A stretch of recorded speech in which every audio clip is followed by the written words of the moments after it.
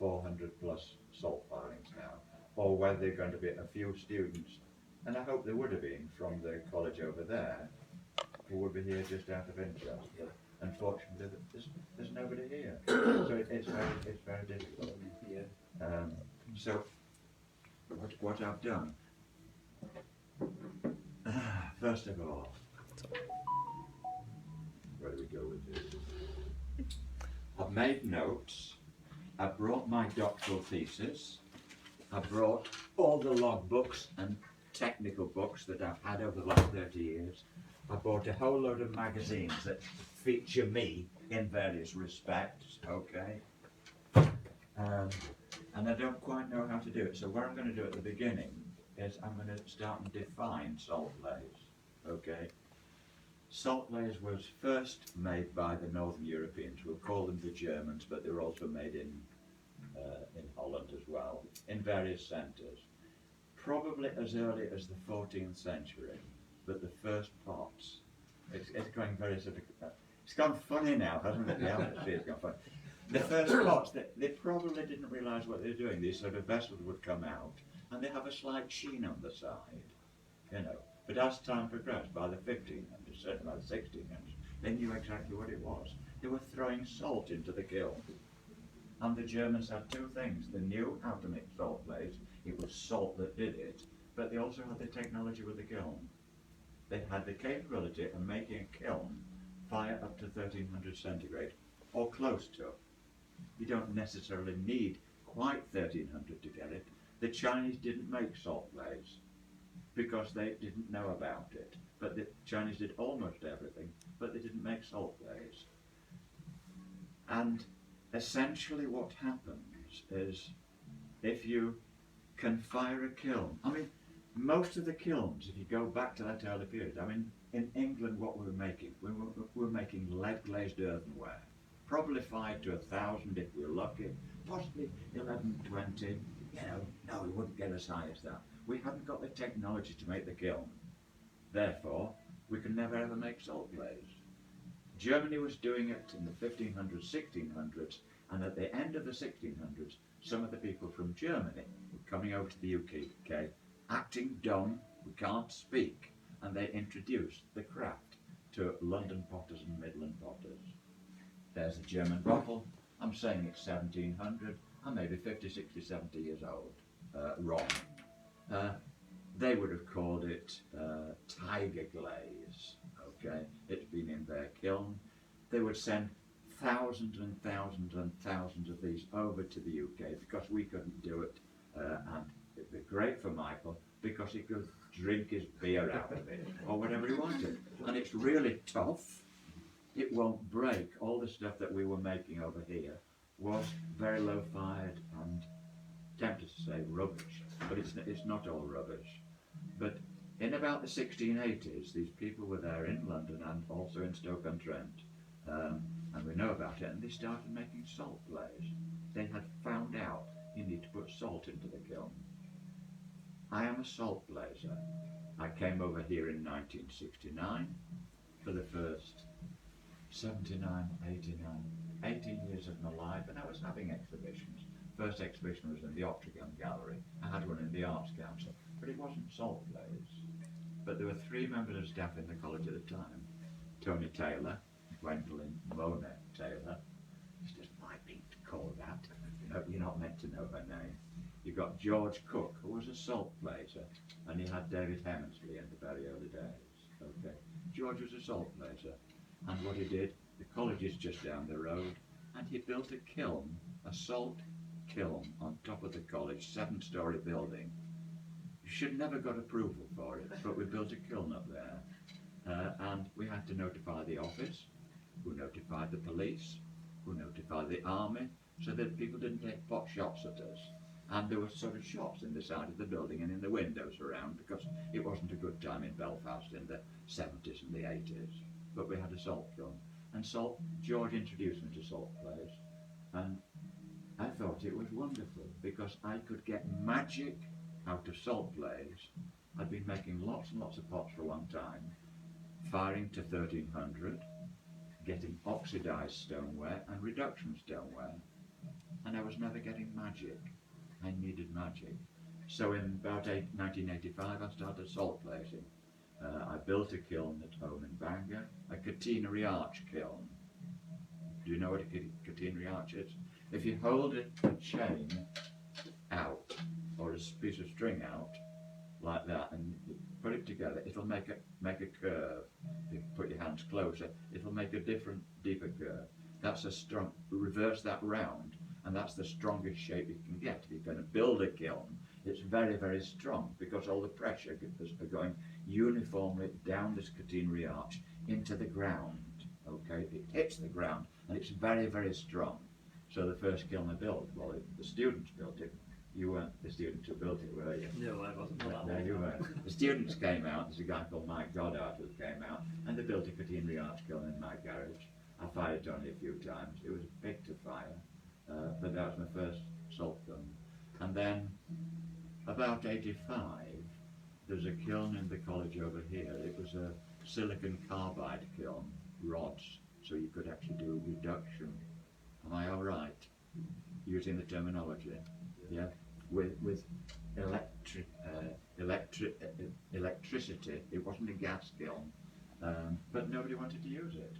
And the estates department in the university, who were then the university, who might still have been the Polytechnic, I don't know, they insisted that the waste gases were taken out of the window and up the side of the building. The problem is, their insistence on the nature of the flue on that kiln meant that we couldn't get the temperature. So this kiln was in the department for years and years and years and years, with very expensive silicon carbide rods, and it was never used. And the time came, we couldn't justify, the kiln was going to be taken away. Do you remember all of this? Yeah. You do? Nobody wanted it. I said, right, who wants a kiln? Nobody wanted a kiln. Okay? Nobody wanted a kiln, but I couldn't bear to see this thing smashed up.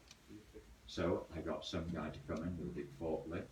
We put wheels on the bottom, and it stayed in my garage at home. I knocked down the catenary arch kiln, and I put, if I can find it,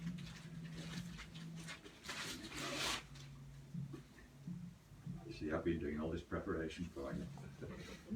About 5 minutes, I think. Come on, Peter. What was the title of the thesis? What is the title of what? The thesis. It's a defilled by something, let's see if I can remember. An investigation into the philosophical, technical and aesthetic possibilities of salt glaze using the teapot as a model. There you are. Okay. I mean, when I did it, I didn't want to do a research degree. Oh, we're getting side. Yeah, wait a minute. The British government, in their wisdom, decided that they wanted more research to be taken on in universities, and so money was made available for it. And one of the kind of ways of getting this money was to get staff to undertake research degrees, MPhils and DPhils. The University of Ulster called them MPhils and DPhils. Queen's University called them PhDs. Okay, they're exactly the same. But anyway, all the art historians were taking their DPhils, but they wanted studio staff to take DPhils. I said, I don't want to do it. They came to me the following year, we want you to do a research degree. I don't want to do it, I'm a teapot maker. And they kept asking me and asking me. I said, look, okay, but it's about making teapots. If I'm going to do it, I'm making teapots. That's all right. You can make a teapot and you'll get a research degree around it. And at final submission, we're not looking at it, but I submitted 400 teapots. I also submitted various articles which were published in Australia, published in the UK, published elsewhere, about different aspects of what I was doing. One of them was the gases coming out. One of them were the brick structures that were coming out. Because all the salt kilns that you find, they're built, no matter whose kiln it is, they're built out of heavy bricks, and these will take the corrosive atmosphere as the temperature progresses. And a brick weighs 7 kilograms. But part of what I wanted to find out, I wanted to use insulating bricks. Because if you use an insulating brick, you're not heating everything up to, well, same temperature, okay, but much less energy being used because it's an insulated kiln. Yes? Is that sensible? So, coming back to this thing then, so here, after I've knocked down the catenary, this is my first kiln, the one that was in college there. Separated Peter, come on. There it is. Shrewd looking thing. That's my garage at home. Do you remember that? Yeah. Do you remember it? Do you remember it? Facing green. Yes? That's my first kiln.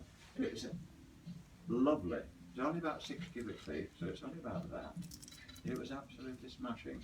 So what I did, I knocked out the back of the back wall out of it, hooked up a chimney, put wheels on it, so that whenever I was doing this thing, I could open the garage doors, wheel it out, connect it up to 2 gas burners, and fire it up.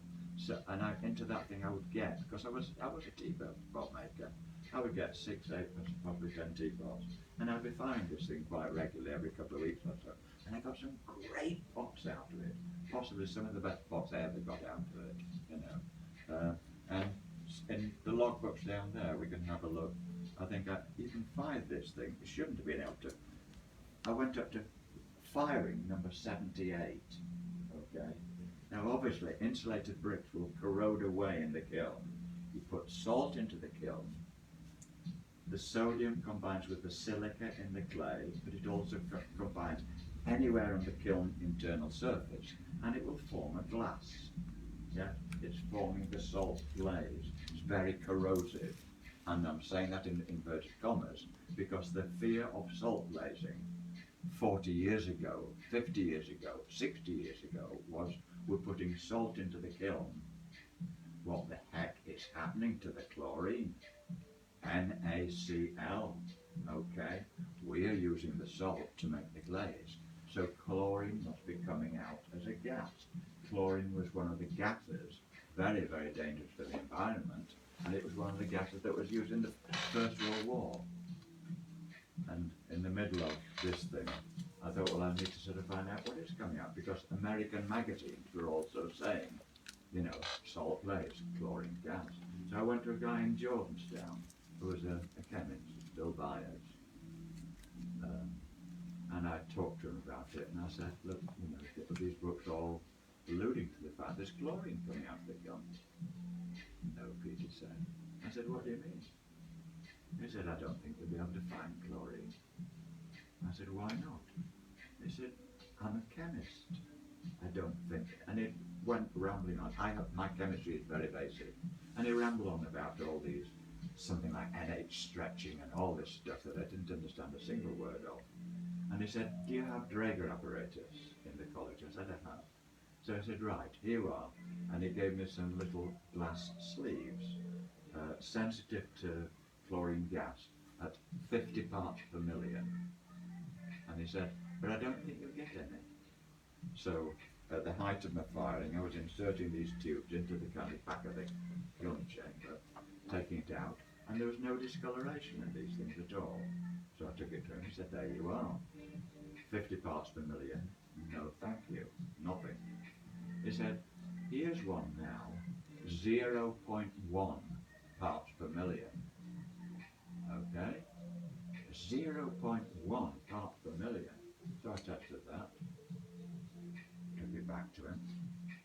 I said, there you are. I said, are you, and he said, look at the crystals in that thing now. It goes down to 0.1, 0.2, 0.3. But look, the crystals continue down there. So we can even get down to 0.05 parts per million. No discoloration. So I said, are you saying there's no chlorine coming out? He said, no, I can't do that. I said, what do you mean? He said, I'm a chemist. Chemists don't deal in absolutes. Am I talking okay? Yeah. So I said, well, we need to know what is actually coming out of it. So he did various tests at my kiln, and we also tested Mick Casson's kiln down in Worcestershire. So we had a control to all the information that I was getting. And in my kiln, I was getting just upwards of 50 parts per million of HCl gas. and in mixed kiln it was 50 parts per million of HCl gas, which is 1 part in 20,000, okay, HCl gas. But as somebody told me, the HCl in your stomach aiding digestion is 1 part in 200. So you've got 1 part in 20,000, and you've got 1 part in 200 already in your stomach. So it's relatively rare, but there is nevertheless a little bit of hydrochloric acid gas coming out. But when I was firing there, I have an apple tree at the side, never saw any discoloration. And the final thing with this, I was asked to come over by all the kind of the UK potters, salt glazers, soda glazers, whatever, to go over to Worcestershire. There was a big conference on all of this stuff. And I made a speech about what I was doing. And Bill Byers, the chemist, he made a speech. And he said to the audience, about 50 very well-known, very esteemed people there, he said, I'm telling you one thing from all the testing that I've done. If there's a guy living next to Peter and he's lighting a fire of leaves, there'll be much more dangerous emission coming from the burning of those leaves than there is out of Peter's chimney.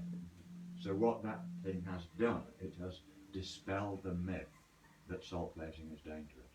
Okay, let's get back now to salt glaze itself. How does it form? Is this okay? Are you sure? A bit technical for you. Okay. Well, it'll get less technical. It'll get less technical. Okay, you do need to get up to something like 1300 if you want the glaze to start. But it's not an absolute temperature. If you read the books, they'll say 1300 centigrade white heat. But I've got at home, I've got an English white salt glazed teapot. Made in about 1740. I'm afraid I collect things, lots of them are broken. Made in about 1740, and I reckon it hasn't been much more than 1205.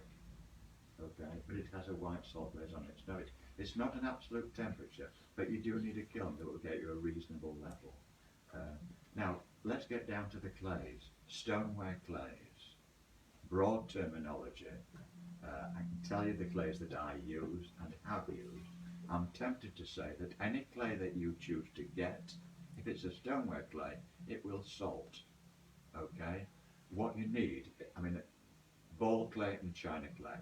China clays are all very, very similar, and I've got an analysis in one of these things, if I can find it.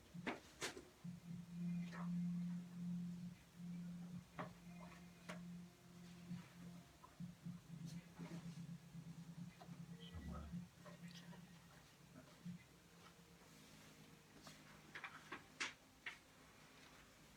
Oops, no. Yeah, here we are. I'm just going to get some more glasses out. I'm afraid I'm 78. My eyes are not as good as they used to be. I want to have a look at some of that stuff.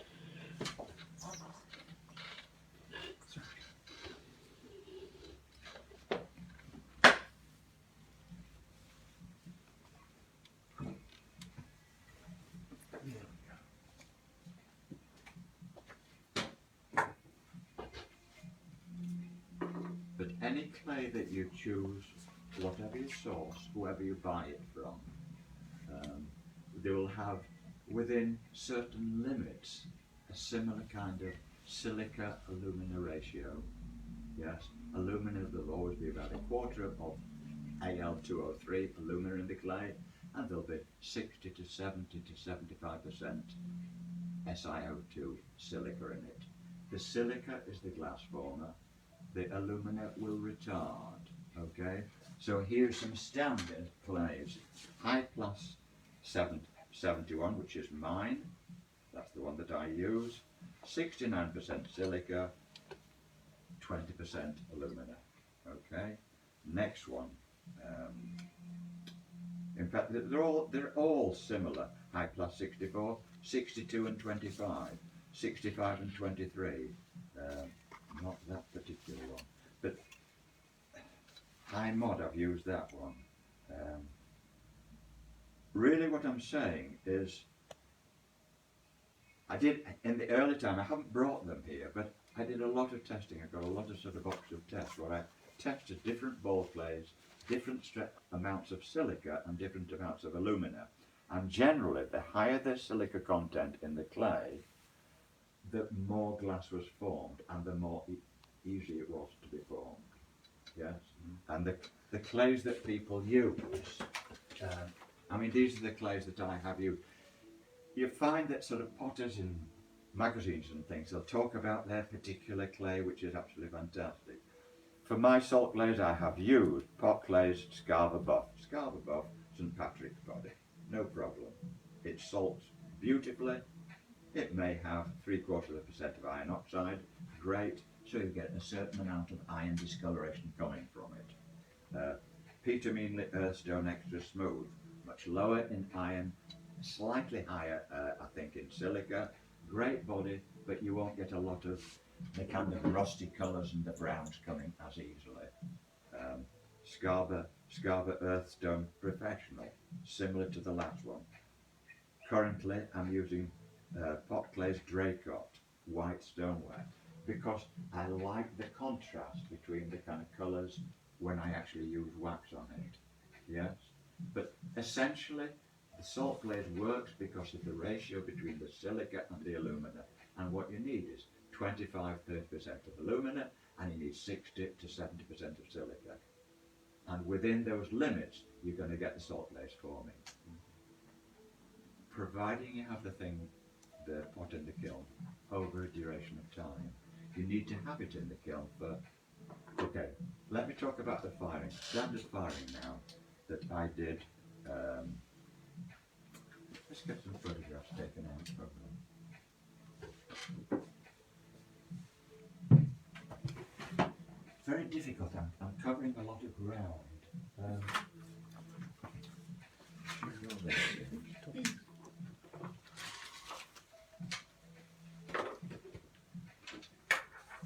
So the first kiln, the catenary arch, didn't do much with it. Second kiln outside the garage, I had 70 firings plus out of it. I needed in due course a new kiln, and also someone in Bangor where I lived had written to the council and they talked about this man next door who was doing things at night and this white powder was falling out of the sky. Okay, so the council came round. What are you doing at the time? I said, in all truthfulness, I'm doing an M fill. It was an M fill at the time. That's all right, you won't have any further problem from us, they said. But I knew I would do, so I needed to sort of get another site for the kiln. So at the time I sort of contacted a very nice lady who had a farm in the lower parts of the Hollywood Hills.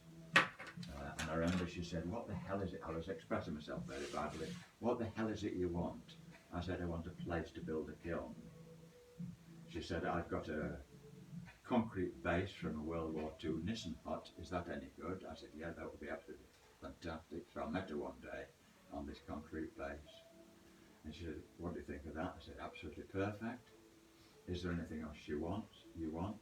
I said, could I have that shed there? Yes, you've got it. Anything else you want? Can I have that shed as well? Because I had a lot of money to buy a lot of bricks, you see. I've still got a hell of a lot of bricks if anyone wants any bricks. And I'll never use them again. Yes, you've got that. And she looked at the side of this concrete base and she said, you're not going to burn down this barn, are you? I didn't even realise there's a barn filled with hay bales. Dear goodness. Because sparks coming out of the top of my chin. And I stood there and I put my hands behind my back like that and I crossed my legs and I said, no danger whatsoever. But anyway, so she's been very nice to me. She knows I'll never abuse the right to be there. And what I did at the beginning, I built a big for me, cubic meter kiln. Now this is where we fall down because I can't show you a very good photograph of down. And I fired it 100 times. There's the inside of the kiln, different firings. Here's me climbing into the kiln. It's really interesting to see the glaze on the inside of the kiln. That's just Well, formed, or- that is the thing that will happen. Any kiln, going to get as much salt glaze on the inside of the kiln. And then I'm actually finding it's probably about 1,000 centigrade plus there.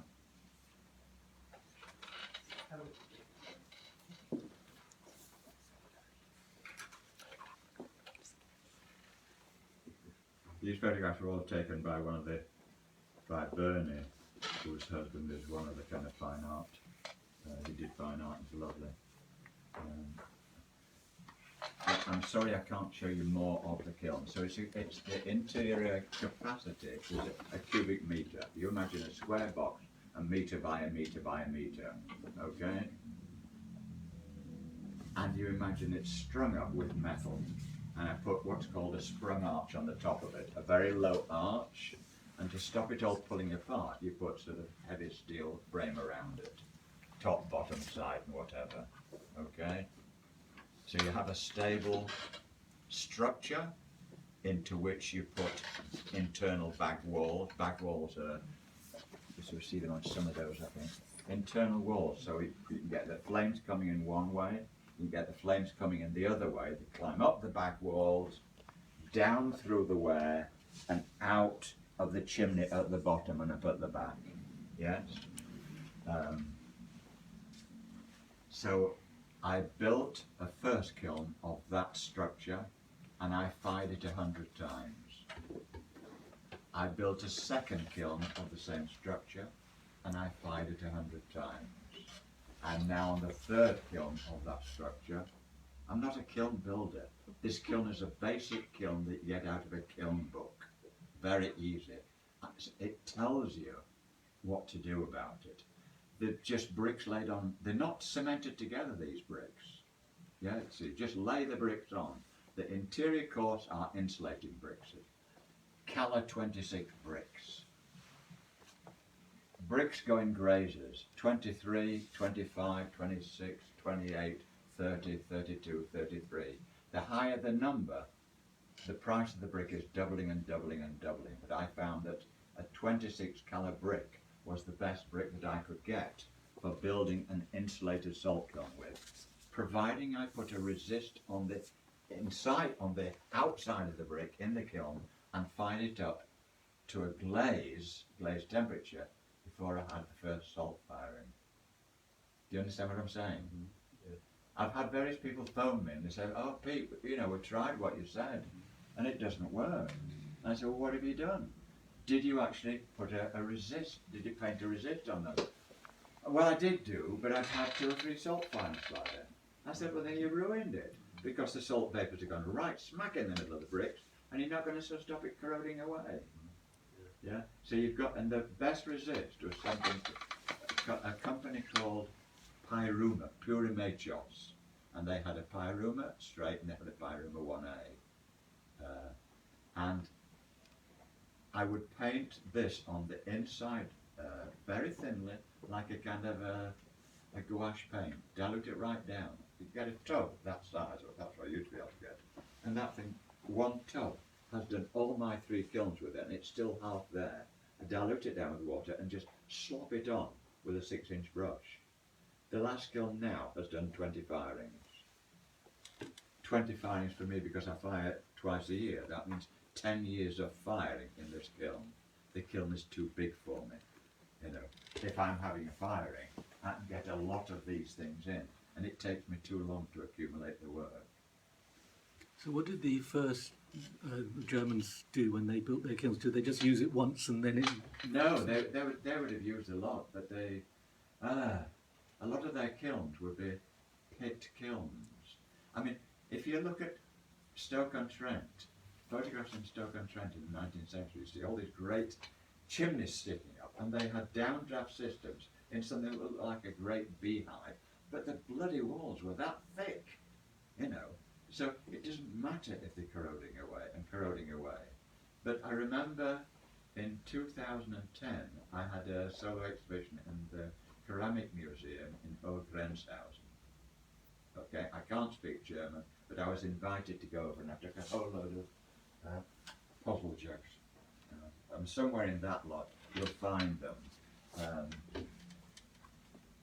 And when I was there for this exhibition, they said that they were going to be firing an old 19th century salt-glazed kiln. Would I like to attend? I said, yes, I'd love to. And this was something like a lot, it was that shape, it was that profile, and it was probably 40 metres long. You know, it was long, but it was an original 19th century wood-fired salt kiln, which had been left in that state. And so we were all there, there were lots and lots of potters there, we were there for ages and ages and ages, stoking the wood, riddling it out, stoking the wood, riddling it out, stoking the wood to get the temperature, and the gases would come up from vents in the holes all the way, and they go round the ware, and then they would climb on top of it, well, they'd have a kind of platform at the side, and they'd be dropping the salt into the roof like this. They had vents, you open a vent, you drop the salt in, open another one and drop the salt in.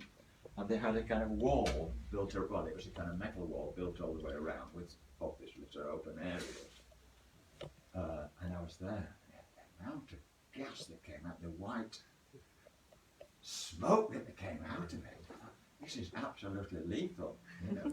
I remember George Cook said to me at the beginning, he said, Pete, if you've got a sore throat and you're starting salt fired, he said, go up when the smoke's coming out. He said, take a deep breath.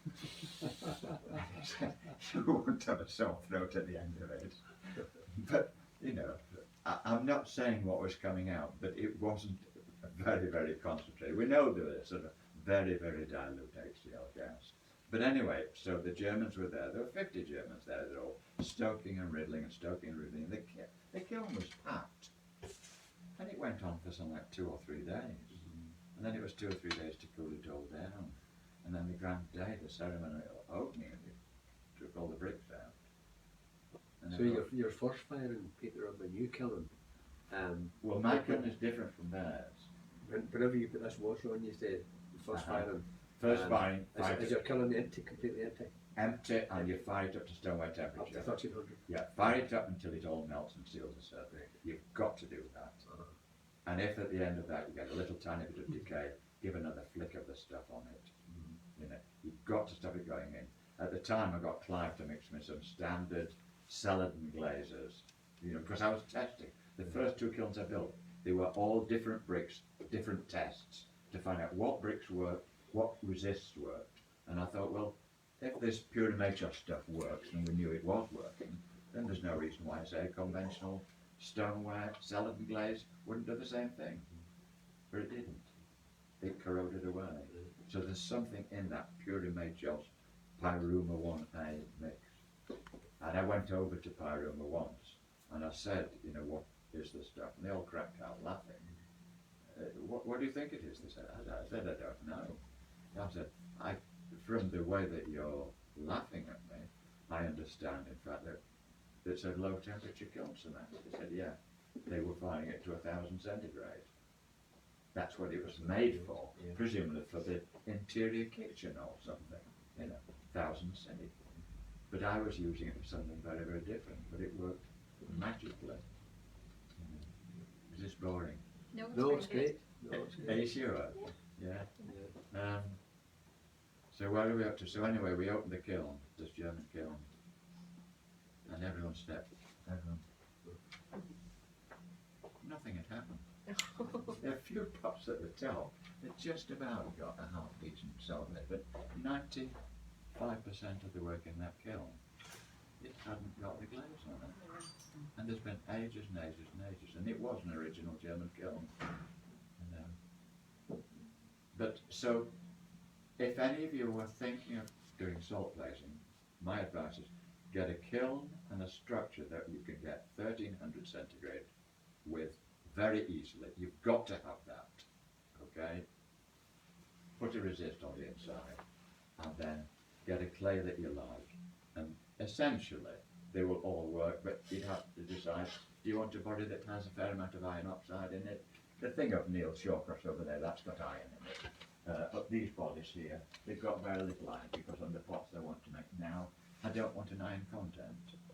Have you ever tried something like a black stoneware clay that has loads of iron? I haven't. Yeah. I haven't. But I got black slips that I would use, and I would have thought if it's a black stoneware, like a kind of wedge with black basalt, I mean obviously, I've got one or two kind of, because I've got a lot of kind of blackware pots at home, you know, 18th century and 19th century ones. In my experience, if you load a body with a lot of oxides to give the black discoloration, then you'll also lower the melt point of the clay. But I know you can offset this. I know George used to be very good at offsetting some of the ingredients, so you can actually get something that will stand the temperature and yet have a very dense black body. I remember he made a body for one of the students, what was his name, Basil, somebody or other. But we digress. No, I haven't. No, I haven't. Hold on. And are these oxides, Peter, from the blue here? Yeah, these are sprayed on. In a minute we can get all this stuff on the table. Let me just scan through here. Let's see what I wanted to do, and then we turn it round. Talk about the clays. Okay, we've done that. Kiln, most of it important for the fuel. I happen to use LPG gas. It's easy. 2 burners. Hook them up. They go in opposite directions, but there's no reason why you can't use coal or oil or any other thing, provided you can easily get that temperature within the structure. How much salt? Okay, yes, that's a good question. So my kiln is 1 cubic metre. Most potters over the water will use far less salt than I would. Yeah. I am now, having done 25s, I will normally prepare something like 7 kilograms of salt, put a bit of water in it so it will adhere together.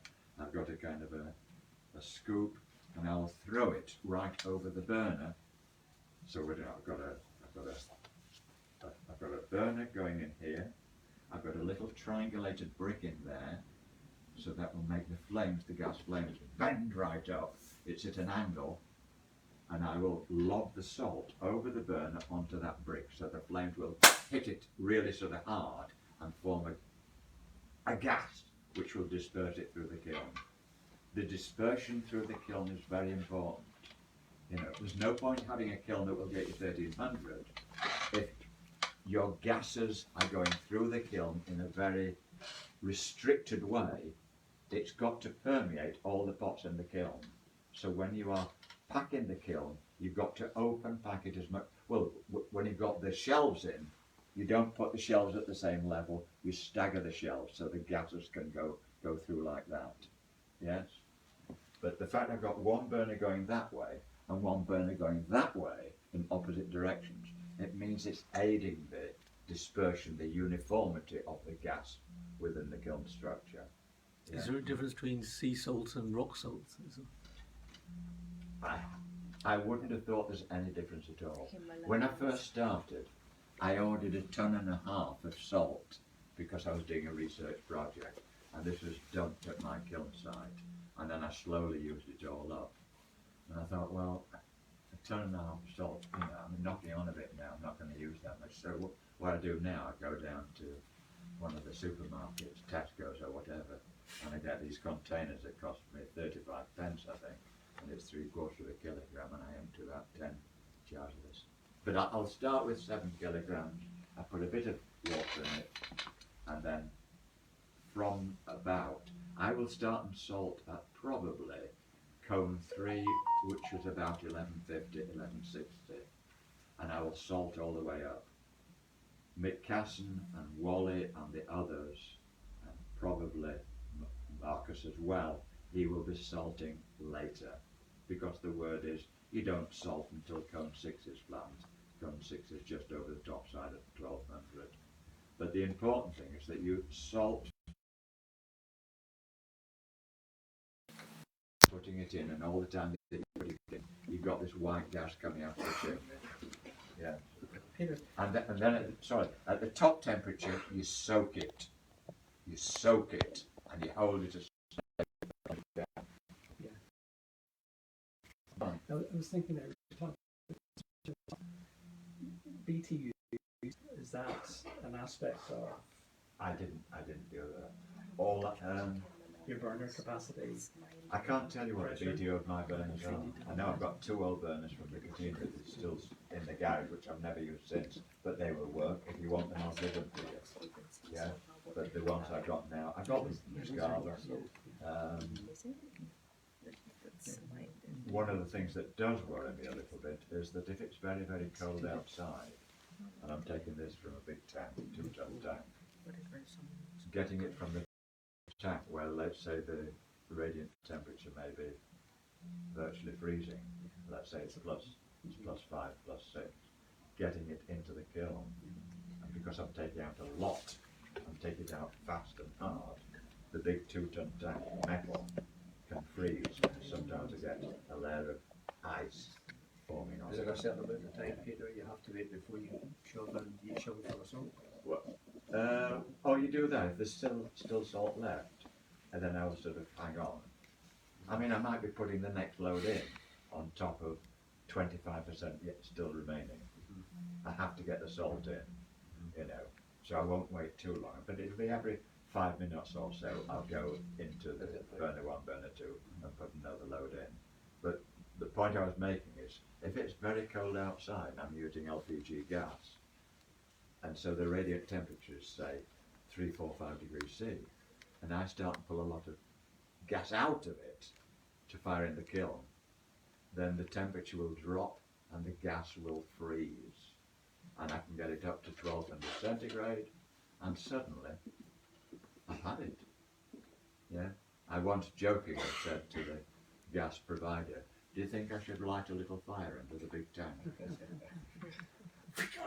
Don't do that. George would have that. George would have done, yeah. But anyway, hold on. Are you thinking of salt firing in it? Talk about the pack, the wadding, rim wash, spouts. Talk about the gases. We've talked about the gases. Let's shift up. Let's get these things away. Oh wait, no, we put them on top. Put the books on top. I'm going to put books down. What you've got here, all the books that I have had over the last. I will drink the coffee. Thank you.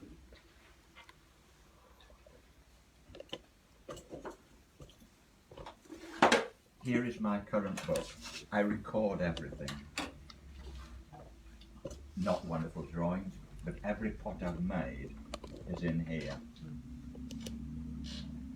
Every pot I've made, okay, there's a pot over there. There it is, because I draw them and I can identify them, I put measurements on them. And on this thing I've put, this is pigment number 82, new black, 125 green with Cooper 25%, 120 standard blue, 63 Captain Brown, 259 saturated iron. Okay, so I record the pigments, then I put 3 stars, that has fired very well. So for the last 30 years or 40 years, this is the way that I've been doing it. So here you can see some of your Toby jugs. You can identify here a particular jug, and it's recording the caption on it, recording how it went, you know, and I put, yes, I'm systematic. I'm not a wonderful chemist, but I am systematic. And at home, I have hundreds and hundreds and hundreds of tests. So all the time when you're having a firing, you think, I'm going to try a little bit more iron in that. Now, wonder what will happen if I put crocus martyrs in that one. Wonder what will happen, yeah? But essentially, I'm now down at the point where this is an awful lecture. I'm just getting all over the place with it. You're really freaking me out. There you know how we felt in the yeah, up there. Listening to you all the time. These are there for you to look at if you want to look at them. And give you books and books and reams of them. And you see every pot that Peter Meanley has ever made in his life in all of these things. Logbook 4. The other thing that I also do record is, imagine those, logbook 5, technical notebook. Wait a minute.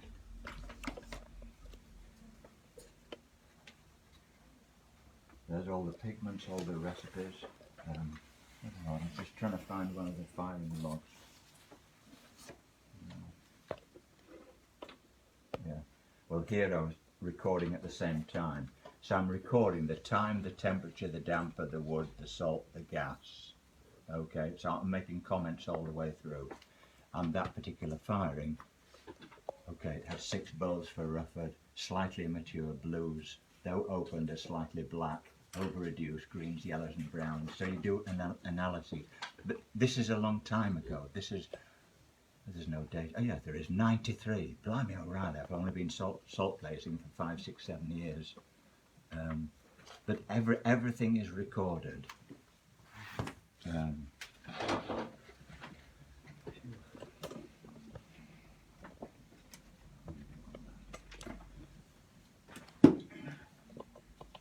Kiln 2.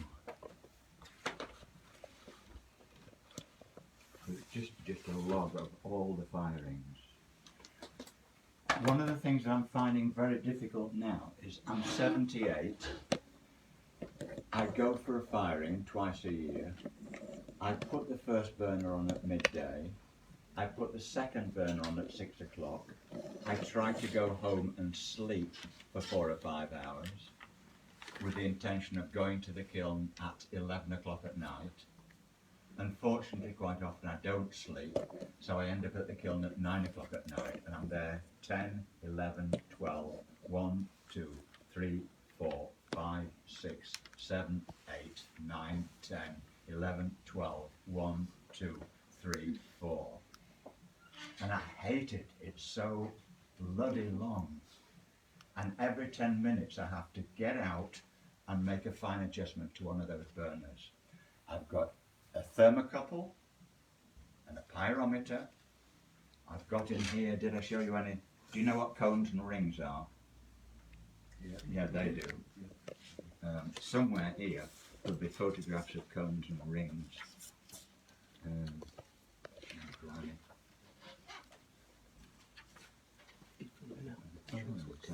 Yeah, cones. Cones in the top of the kiln, cones in the bottom of the kiln. So I have 06, which is $9.99. Cone 3, which is $11.40. Cone 6, which is just over $12.00. Cone 9 and cone 10. So I'm watching the temperature go down. It's showing me the accumulated amount of heat work done. Is that how you figure out, are you watching the cones drop as the temperature changes? Is that how you Yes, and then I'm noticing them down. But I've also got the thermocouple. I've got the pyrometer. I've got it up there. Yeah. It doesn't matter that that thing is not terribly accurate. It's showing consistency. And I've also got the rings. You know, I put rings in so I can draw them out. I've got a steel spike, and you know, there's one. Like this. That's right. To So see- So I can see how much glaze has actually formed during the firing. So I've got those in the top and I've got them in the bottom. So I've got all different mechanisms to. I've got a firing on at present at home. Well, I'm just about to sort of pack it in a week and a half time. These are in fact these are the only things I've brought for you. These are the tests of the pigments I've selected today. They don't look particularly interesting. 20EO16, and we can find out what 20EO16 is, because it'll be in, we've got the book.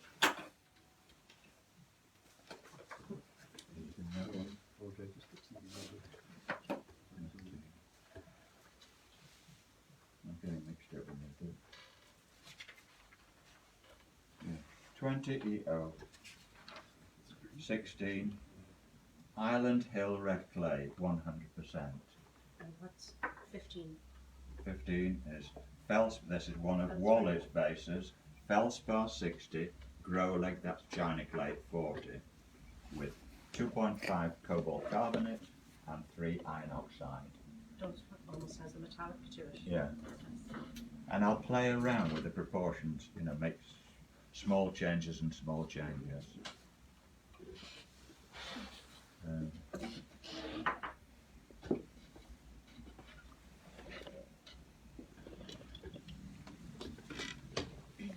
I don't know what to do. So we've dealt with the clays, we've dealt with the kiln, we've dealt with the gases coming out. We haven't dealt with the resist. If you are going to build it, you need to. The resist that I put on are essentially the resist that Jane Hamlin, in one of the books that she did 40 years ago, she recommended. But you'll need a resist on the kiln shelves, and it's essentially 3 parts of alumina and I think 1 part silica. And let me find the book. Where is it?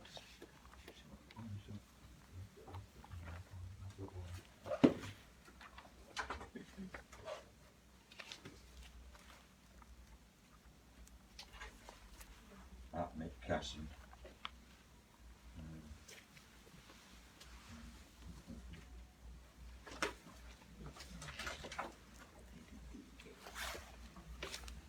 Yeah.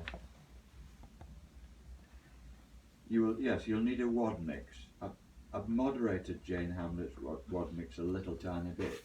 The wad is something, remember, if you put your pots, or whatever it is you're putting, in the kiln, they will stick to the shelf. So you've got to mix a material and then set the pots on top.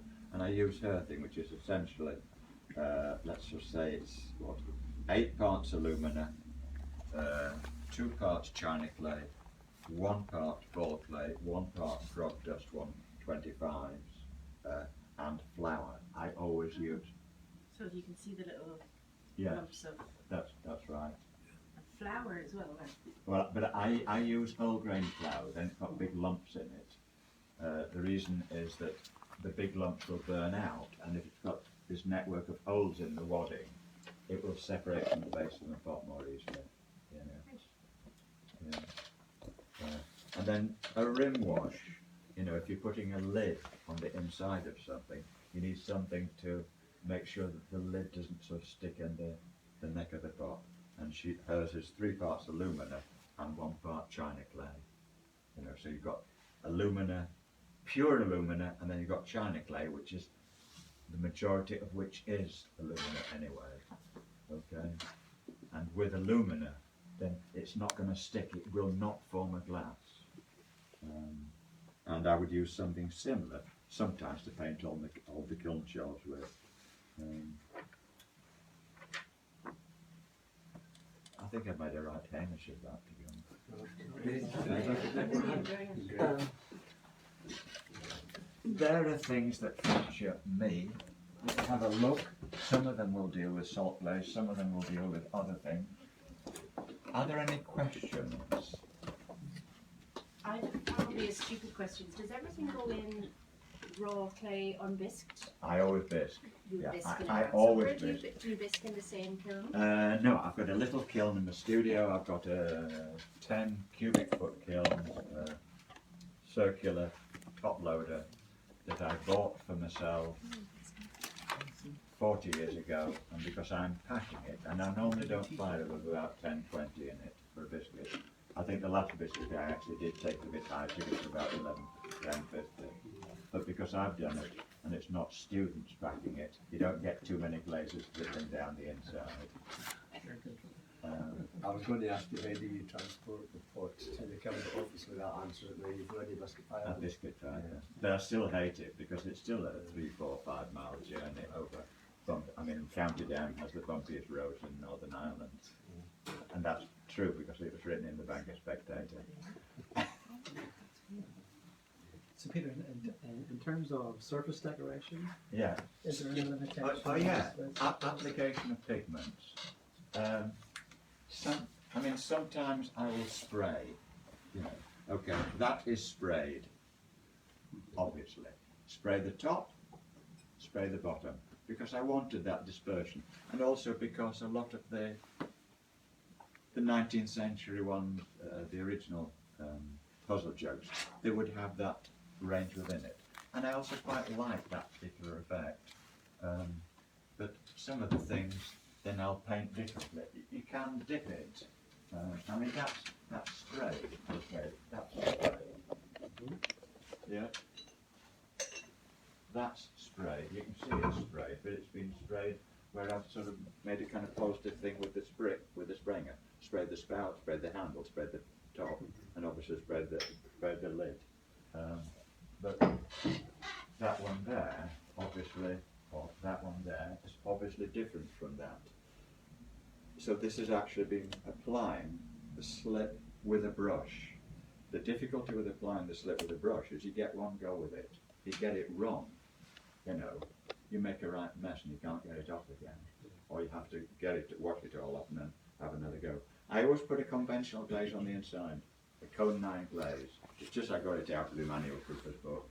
Nothing special. It's the glaze that I've used all the way through for the last 40 years. So it will always melt at the temperature I'm taking the kiln to. But on this thing, you know, you get a kind of feeling of it, and I'll put wax on it first as a resist. And then I've selected the slips I'm going to use. And sometimes I actually apply it badly because you get a bit messed up, you get a bit sort of timid or tentative. And what I do now, I've got the sort of slips there, I put my big brush on, I've got a feeling, I go, and you have a look. But what I don't want, I don't like it when it runs down. Sometimes you get a run down, and if it runs down, for the most part, it's a bad run. Yeah, so sometimes you take it, you know, and you try to get a movement in it. So Peter, you also mentioned water killer there, I think. Oh, Wally Keeler. Water killer, yeah. Yeah, I've had very little to do with Wally, and I feel very guilty that I haven't. Because in the early days I actually owed Wally quite a lot, you know. And I used to admire Wally's pots. I mean, obviously our pots have gone different ways now. But I always find it gratifying when I sort of see Wally Keeler, I think, you made a mistake there, Wally. You know. I mean, I don't know how he is. I suspect he is a year or so older than me. He used to teach in Bristol University, you know. He started salting before I did. I remember I got something at home, probably 5-6 years before I actually started salting that was Wally. His pots were then very different, you know. But he made a leaf, he made a jump. But the things, I mean, I'll be talking about this on Thursday, sort of briefly. You know, on Thursday, if any of you are coming, I will be talking about 60 years of me as a maker. I won't be talking about this stuff, the technical side so much. But the things that have happened up here has made me want to make the things that I've made. And one of the things that I will be talking about, because I'm looking at that pot, I'm looking at those pots over there, and I'm looking at those things up there. It happened. I used to think, you know, I was a teapot maker. I am a teapot maker. I am a spouted pouring vessel maker. You know, spouted pouring vessel. I can allow myself to make a puzzle jar because it still will dispense. You've got to get liquid in, you've got to get it out. But it's that aspect of pouring. If you think about a teapot, okay, a spherical teapot, the spout's on the side, isn't it? It's here, okay, on the side. A cylindrical teapot, a cylindrical vessel, the spout's on the side. And I suddenly discovered, I made a connection, probably about 1995, hold on, that's not necessarily true. There's no reason why you can't have a spout or the orifice or the means of the liquid getting out coming from the bottom of it. And those things over there, let me down one of those things. Yeah. Thank you. There the liquid comes out of the bottom. And I've done various series of things where the liquid comes out of the bottom, a different way. You know, okay, it's all in here, down here, put into another reservoir, and then you pour it out again. And it sounds so silly, it sounds so trite, it sounds so corny, but the fact that I discovered that you can let the liquid out of the bottom, it means it opens up so many different ways of looking at the forms and still being consistent with making something which is legitimately and can be legitimately called a spouted pouring vessel. You know, but obviously now we're virtually in the kind of language of sculpture, very pure sculpture, but not totally pure because it's still got dispensed liquid. You know, I'm a parasite. I make things which are not always eminently useful. But I still get ideas that make me very excited. I mean, whenever I've got over this next firing, and in this next firing I've got the next generation of pots from these going in, where I've got the belly of the form, and I've taken an extrusion at the bottom. So the belly is on one side, and the spout's on the other, and you've got some kind of form at the base that will act as a little bit like a kind of set of candelabras, you know, you can lift it up. And I think I've got 12 or 15 of those going to the kiln, which will take me a long time to make. And I've been closing my eyes, applying the slip, putting the wax on. And there may very well still be more coming through, but leaving that aside, about 3 weeks ago, I acquired not a particularly good Chinese vessel. I suspect it's 19th century or early 20th century, but it's a teapot. It's a big thing that goes like that. And it's big, and it's got a titchy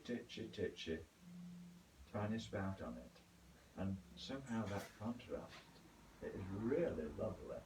The big belly, and the titchy tiny spout, and I want to do something with that. And on this thing, the handle will be different because it's going to have a series of lugs around the side, and I'm going to probably fasten on some ropes with a piece of ceramics in the top, so you can actually lift it that way, like a handbag. And I'll probably put other sprigs or model things on the outside of it. So those are some of the things I want to make next. But before I do that, I will have to get a sketchbook and start and doodle on paper and see how far I can go. And it'll probably be 3 months' time, 4 months' time when I'm actually beginning to go into it in clay. Is there anything anyone wants to say? Can you No. build me a kiln? What? Can you build me a kiln, please? I'm not a kiln builder, I can give you some bricks. Do you want to, I'll tell you what, come and make the pots, bring me the pots, I'll fire them for you. If you've got any pots, I will give you half a cubic foot on the next firing in 2 weeks' time. They've got to be biscuit fired. You can raw glaze, but the problem with raw glazing is if you get it wrong, you know, you've got a naked flame going in there. That naked flame, Could ruin everything else, yeah. minimum 450 centigrade. If you get it wrong, bam, and it's scattered through every pot in the kiln. Yeah. It's not worth it, you know. So I will always biscuit fire, but I never have a problem in applying the slips in brush form, or in spraying, or whatever else you want. And it's not worth me sort of taking a chance. Sometimes you do also think about the ways of getting the pigment on. I've got some of the nicest teapots that I made. There's a guy called Christy Keaney in Letterkenny, nice guy. And I made a series of teapots about 10 years ago, and Christy saw these. I haven't actually exhibited them, but I think people have seen them in the house. But nobody's commented upon these teapots, but Christy saw one, and he said, "Oh, Pete, that's lovely."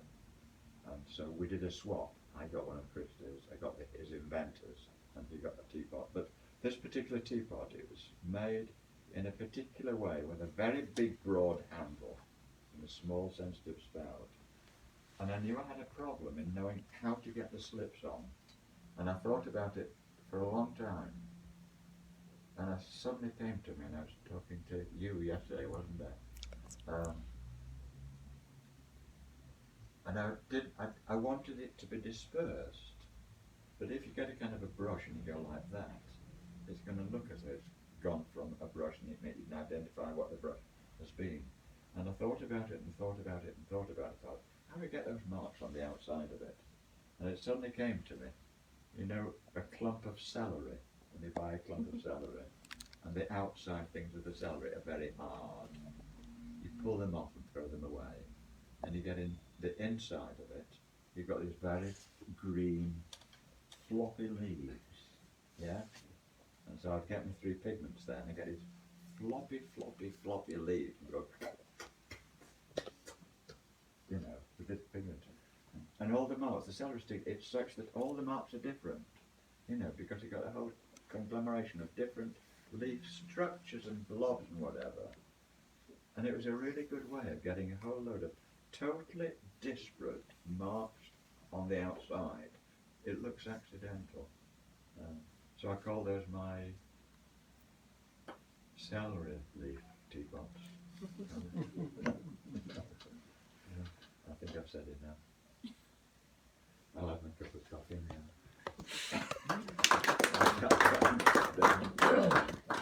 Very good. Thank you. But I don't know whether any of you will be there on Thursday. It will be different in kind. I might touch on 1 or 2 of these things. Where is it Thursday, Peter? Sorry? Where are you speaking on Thursday? In the museum at 12 o'clock.